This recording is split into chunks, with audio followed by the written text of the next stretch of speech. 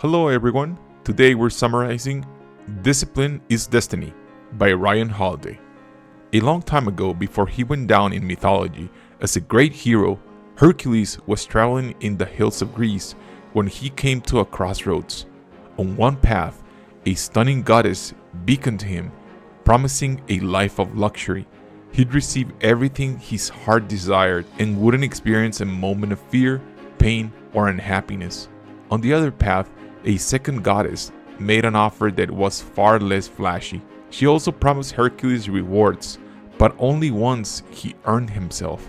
This path's journey will be long, requiring hard work, perseverance, and sacrifice, but it will make him the person he was meant to be.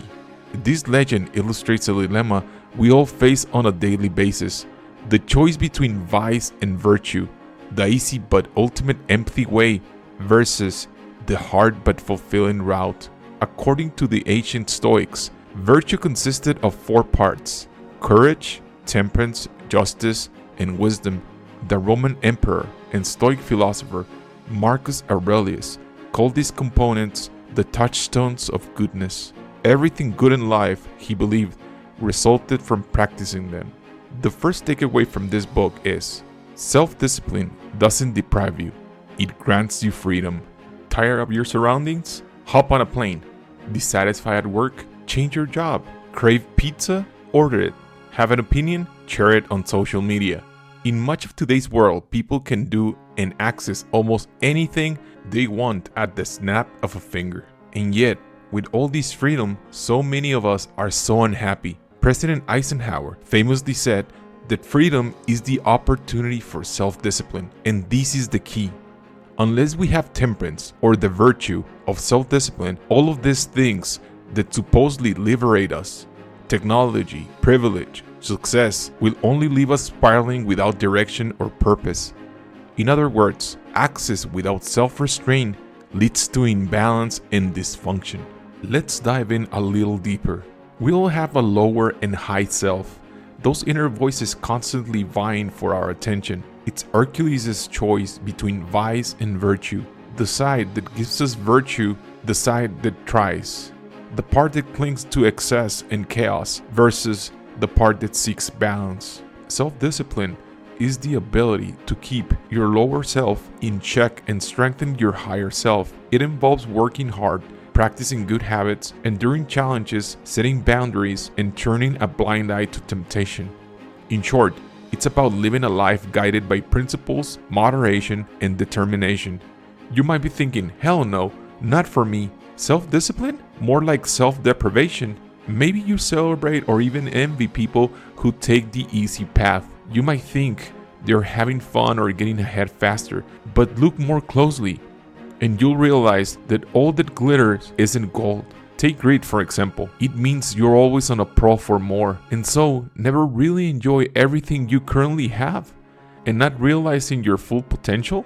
That's a state which breeds pain, misery, and self-loathing. Self-discipline isn't about depriving yourself. In fact, it's the opposite. It's about using control to open up a world of opportunities. Let's return to Eisenhower for a moment. When he was young, he learned a Bible verse that echoed a lesson taught by the Stoic philosopher Seneca. Most powerful is he who has himself in his own power. Eisenhower carried this lesson throughout a long, unglamorous military career, all the way to his appointment to Supreme Commander of the Allied forces in World War II, and then into his role as the 34th President of the United States. His enormous success didn't result from force. Instead, he was powerful in his restraint and his ability to persuade, compromise, and practice patience. It's true that it takes courage to cultivate self-discipline, but embracing this lifestyle will likely make you more successful. And more importantly, it'll make you great no matter what happens. In the next takeaway, we'll explore exactly how to manifest self-discipline physically, mentally, and spiritually. Let's start with the body. The next takeaway from this book is: take control of your body before it takes control of you. Lou Gehrig was one of the greatest baseball players of all time. He hit 495 home runs including 23 Grand Slams, and didn't miss a single game in the 17 years he played for the Yankees, a record held for more than 5 decades. But Lou wasn't a natural athlete. As a kid, he was overweight and uncoordinated. So how did he end up playing 2,130 games straight through injuries and sickness to become the legend he is today? He trained harder than anyone else and refused to quit. It's safe to say Lou knew a thing or two about self-discipline. The Stoics ate a frugal diet and exercised vigorously, not so they could show off their abs, but so they could develop the physical fortitude required to face life's hardships.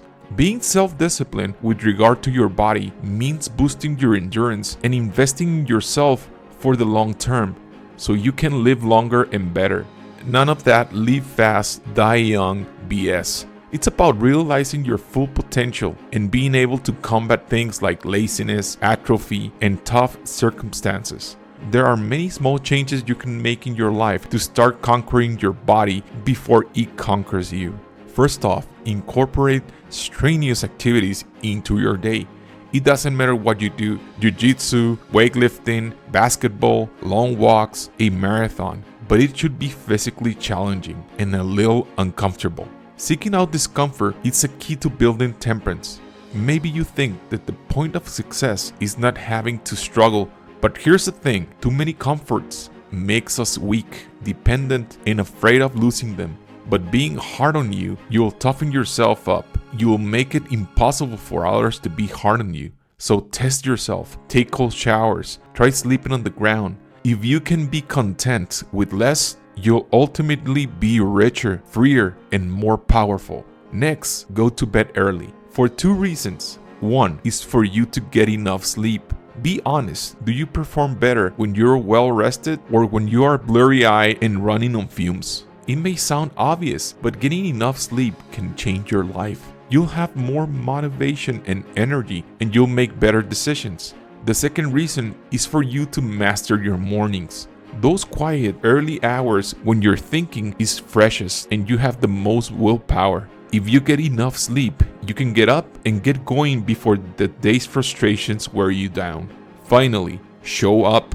That's what Lou Gehrig did for 17 years. Consistency is your secret superpower to success, not sheer inspiration or brilliance. Lots of people are smart or talented, but not everyone puts in the work. So every day, show up for your priorities, even if you're tired, busy, or even if you don't have to. Show up even if it's for a small way. Go for a 10-minute jog. Write down just one sentence of your novel. Once you've shown up, you'll often find that you can build on your momentum. Maybe 10 minutes of running will become half an hour. Maybe one sentence will turn into a page. Life is hard, it's filled with a lot of obstacles and situations that are out of your control. Being self-disciplined about your body isn't one of them, but the body is just the first step. In building physical temperance, you're building something even bigger: willpower. Ultimately, your body is just a training ground for your mind, which we'll dive into next. The next takeaway from this book is: build on your physical self-discipline to temper your mind. When you practice self-discipline in your body, you empower your mind to work at its full potential. These aren't just flowery words. The neuroscientist Lisa Feldman Barrett has shown that the brain function depends on the body's well-being. If you're physically depleted, your brain can't do its job of regulating your body. But there's a lot of people out there who are physically self-disciplined, and yet their lives are still a mess. Why? Because there's more to temperance than muscle. In the end, it doesn't matter when you wake up, what you eat, or how much you push your body if your mind is constantly at the mercy of distractions, bad mood, or self-sabotaging impulses. So once you've gotten your body under control, it's time to work on the next step, which is moderating your mind. This involves cultivating balance in how you feel, think, and respond amid chaos and confusion, otherwise known as life. The British motto, "Keep calm and carry on," it's a great example of this, and Queen Elizabeth personified it to the T. She stayed even kneel when in 1966, a heavy cement block fell into the royal car she was sitting in. Her response? It's a strong car. And in 1981, When a gunman ran up and fired 6 shots at her, she hardly flinched. There's a brief moment between each stimulus and your response. You can either use it to think, gather information, and wait for more information, or you can succumb to destructive patterns like getting offended, jumping to conclusions, and assigning blame. Bad situations won't get better through a bad reaction towards them.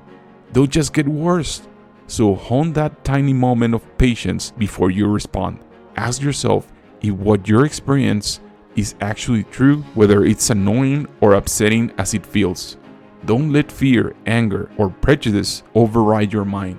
Another aspect of disciplining your mind is training yourself to focus. Take a cue from Beethoven, who mentally disappeared in the middle of a conversation to pursue a musical idea. In his raptus or flow state, he once told a friend he was occupied with such a lovely deep thought that he couldn't bear to be disturbed. This may seem like indulgent behavior, but it actually takes extreme self-control to focus in a world where we are constantly being bombarded by distractions. So, selfish as it may sound, practice ignoring things. See what it feels like to really commit to following your inspiration or solving that difficult problem. And one more thing, don't even try to reach perfection. That's just another word for paralysis. And if you get stuck, so does your potential. An obsession with not having any flaws means missing the opportunity to get things done and learn from them. Instead of trying to be perfect, aim to do your best. And when you fall short, which you will inevitably will, on your diet, running plan, morning routine, don't give up. We make standards so we can aspire towards them, not so we can use it as an excuse to quit. Remember, failure isn't forever, and it's your chance to grow. The philosopher Socrates knew he didn't know much, but he was sure of one thing: we can't remain as we are. The fact is, anyone can improve. Whether or not you believe that, though, becomes a self-fulfilling prophecy. If you believe you can grow, you will. If you don't, well, then you are also right.